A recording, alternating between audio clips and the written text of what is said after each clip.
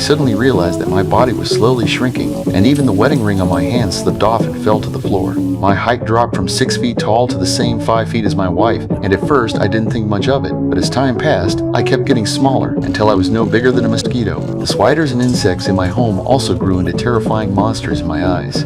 After noticing the change, I went to the hospital for a full checkup, but every medical result came back normal. Even so, my body continued to shrink, and treatment had no effect, while the rising medical bills forced me to return home to rest. Not long after, I became about the size of a cat, and for my safety, my wife drove the cat out of the house. She even told others that I had already died and planned to sell the house. In that moment, a surge of anger overwhelmed me because she no longer saw me as a person, only as a burden. As time went on, I grew smaller and smaller until I could only live inside my daughter's toy house. At first, it felt almost fun, and I spent my days playing with my daughter. But my wife was too afraid to let me sleep on the bed, worried that one careless turn would crush me. The more she avoided it, the more determined I became to climb back onto the bed. The next day, I took a fishhook and some string, planning to use them to climb up. Just then, I heard a cat meowing outside, and the cat my wife had chased away had returned. Cold sweat broke out instantly, because to me, the cat had become a towering giant. I tried to stand up and run, but accidentally scraped myself on the fishhook. The cat lowered its body into a hunting stance, and in panic, I grabbed a sewing needle as a weapon and turned to flee. I stood no chance against the cat, and it quickly caught up with me.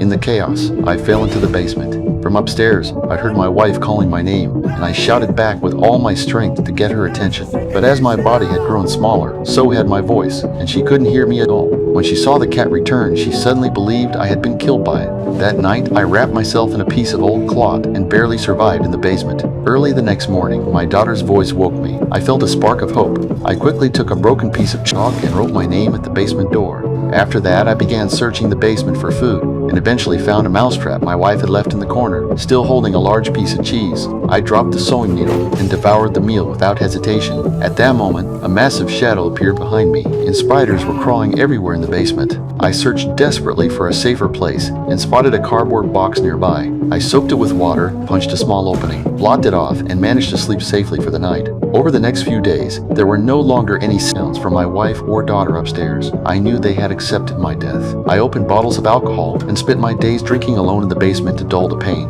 Even worse, my body kept shrinking without stopping. I knew that soon I might become even smaller than the spiders. I picked up the sewing needle, ready to clear the basement of them. And at that exact moment, something completely unexpected happened.